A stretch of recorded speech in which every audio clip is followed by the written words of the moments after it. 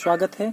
आज हम लोग बात करने वाले हैं दोस्तों 10th class NCERT math Hindi medium के बारे में। और हम लोग जिस चैप्टर की शुरुआत करने वाले हैं उस चैप्टर का नाम है दोस्तों बहुपद।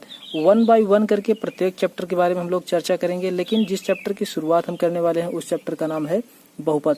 बहुपद चैप्टर इसलिए शुरू किए हैं दोस्तों क्योंकि बहुपद चैप्टर को अगर आप लोग हल करेंगे बहुत ही आसान तरीके से हल हो जाएगा और बहुत ही सरल चैप्टर है। इसलिए चैप्टर की शुरुआत हमेशा सरल चैप्टर से करते हैं जिससे आप लोगों का मैथ के प्रति रुझान बढ़ जाए। तो बात करते हैं दोस्तों बहुपद की। तो बहुपद किसे कहते हैं दोस्तों?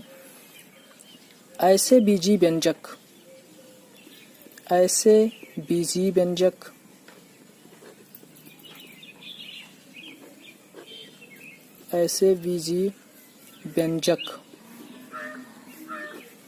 जिनमें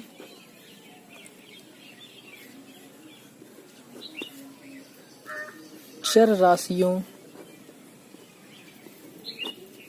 की घात धनात्मक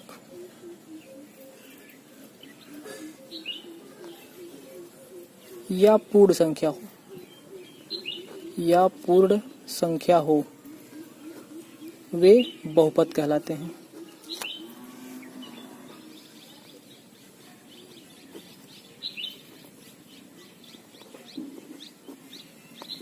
तो ये हो गई दोस्तों बहुपद की परिभाषा। तो इसके कुछ एग्जाम्पल देखते हैं हम लोग। ऐसे बीजी व्यंजक जिनमें चर राशियों की घात धनात्मक हो या पूर्ण संख्या हो, जैसे 5x² + 2। तो यहाँ पर बीजी व्यंजक है ये, चूंकि यहाँ पर चर है अचर है। चर यहाँ पर हो गया दोस्तों चर अचर।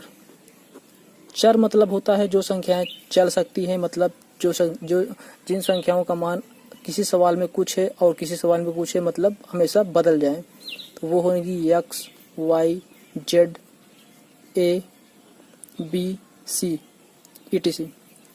अचर मतलब क्या होता है? अचर मतलब किसी भी क्वेश्चन में जो संख्या है, जैसे 5 लिखा गया है किसी भी क्वेश्चन में, वो किसी भी क्वेश्चन में कहीं भी आएगा 5 का मान हमेशा 5 ही रहेगा, 5 का मान कभी 4 नहीं रहेगा।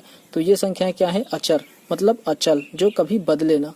तो ये हो गया हमारा अचर 5, 4, 3, 2 ऐसे डट डट। तो यहाँ पर दोस्तों हमारा ये बताइए 5x² + 2 बहुपद है कि नहीं? यहाँ पर देखिए x की पावर क्या है? 2। ये धनात्मक है, इसलिए ये हमारा क्या हुआ? एक बहुपद हुआ। अब यहाँ पर अगर एक छोटा सा एग्जाम्पल और लें,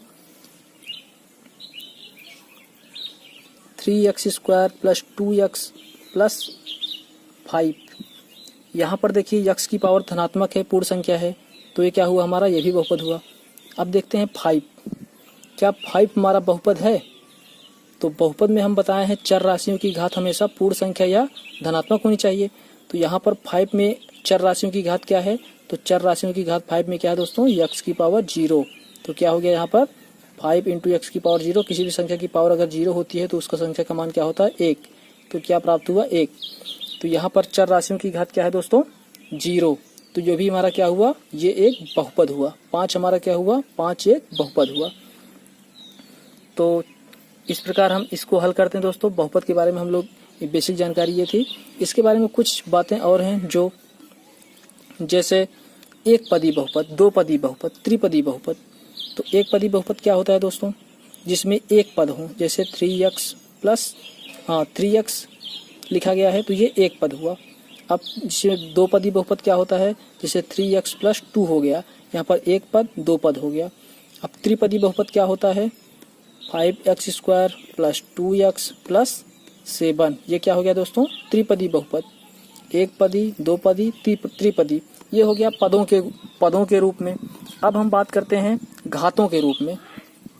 घातों के रूप में बात करेंगे दोस्तों, जैसे 2x + 1। यहाँ पर x की घात कितनी है दोस्तों? 1 है। जहाँ पर x की घात 1 रहेगा दोस्तों, वहाँ पर हम क्या कहेंगे? कौन सा बहुपद है? वो एक रैखिक बहुपद है। रैखिक बहुपद है। जहाँ पर x की पावर 2 रहेगा दोस्तों, जैसे 5x² + 2x + 7। यहाँ पर x की घात कितनी है दोस्तों? 2। हमेशा घात की बात अगर किया जाए दोस्तों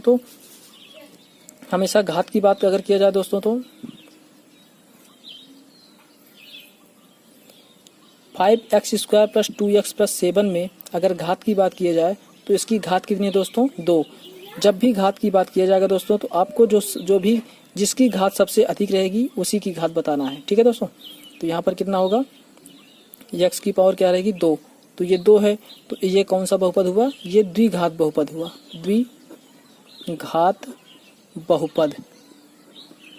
अब बात करते हैं त्रिघात बहुपद की, जिसमें x की पावर 3 हो। 5x³ plus 7x² plus 8x plus 7। यहाँ पर देखिए x² भी है, x³ भी है, x भी है, तो इसमें इसकी घात अगर पूछा जाए दोस्तों तो घात कितना है? यहाँ पर इसकी घात है 3। अगर इसकी घात 3 है, क्योंकि x की सबसे बड़ी पावर क्या है? 3, तो इसकी घात 3 हुई, तो ये कौन सा बहुपद हुआ? त्रिघात बहुपद। त्रिघात बहुपद। बहुपद के लिए आपके क्वेश्चन से रिलेटेड इतनी जानकारी बहुत है दोस्तों। अब हम लोग सीधे क्वेश्चन पे आते हैं। प्रश्नावली 2.1 में दोस्तों पहला सवाल है, ये आपका दिया गया है। इसमें सबसे पहले कहा क्या गया है, देखते हैं किताब को। किसी बहुपद px के लिए y बराबर px का ग्राफ नीचे आकृति 2.1 में दिया गया है। 2.1 मतलब यही जो आकृति दिया गया है दोस्तों। प्रत्येक स्थिति में px के शून्यांकों की संख्या ज्ञात कीजिए। px के शून्यांकों की संख्या ज्ञात करना है दोस्तों। px मतलब क्या हुआ? px मतलब हुआ कि x एक्सिस पर शून्यांकों की संख्या ज्ञात करना है दोस्तों। तो x एक्सिस क्या होता है, y एक्सिस क्या होता है दोस्तों? देखिए, ये पहला सवाल है, दूसरा सवाल है, तो पहले हम लोग इसका बेसिक समझते हैं। ऐसे एक वर्टिकल एक हॉरिजॉन्टल लाइन खींच दिया गया, तो यहाँ पर ये जो मेन पॉइंट है जो दोनों को इंटरसेक्ट कर रहा है, ये हो जाएगा हमारा 0। ये एक निर्देशांक है दोस्तों 0 0 के, तो इसको मान लेते हैं O। यहाँ पर जो ये लाइन है और क्षैतिज रेखा, इसको मानते हैं x एक्सिस। इसको इधर x लिखते हैं, इसको x डैश लिखते हैं। x डैश इसलिए लिखते हैं दोस्तों कि जहाँ पर 0 के इस तरफ जब संख्याएं जाएंगी तो इधर ऋणात्मक होगा, संख्याएं 0 के इस तरफ जब जाएंगी तो संख्याएं धनात्मक होंगी। और उसी प्रकार इधर क्या लिखेंगे? y, और इधर क्या लिखेंगे? y dash. ये हमारा x एक्सिस हो गया, x अक्ष हो गया, x अक्ष। ये हमारा y अक्ष हो गया।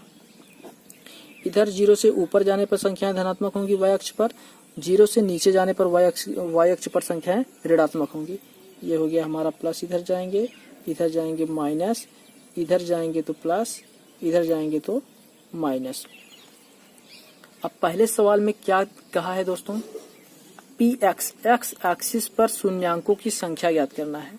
px के शून्यांकों की संख्या ज्ञात करना है, तो इसका मतलब क्या हो गया? x एक्सिस पर शून्यांकों की संख्या ज्ञात करना है। तो ये जो रेखा दी गई है दोस्तों, x एक्सिस को कितनी बार कट कर रही है, जितनी बार कट करेगी उतने शून्यांक होंगे इसके। तो ये पहला सवाल देखते हैं इसका। ये जो रेखा है देखिए x एक्सिस पर कहीं काट रही है, हमारा x एक्सिस तो ये हो गया, y एक्सिस ये हो गया, तो ये रेखा x एक्सिस पर कहीं नहीं काट रही है। x एक्सिस तो ये है, काटती तब जब ये ऐसे काटती तो ये हमारा x एक्सिस होता, तो ये काट नहीं रही है। ये हमारा इस रेखा का अगर समीकरण देखें तो ये हमारा x एक्सिस पर कितनी बार काट रही है? एक भी बार नहीं काट रही, तो इसका आंसर क्या होगा दोस्तों? 0 बार काट रही है। कितनी बार काट रही है? 0 बार। अब इसी प्रकार पढ़ते हैं दूसरे सवाल पे।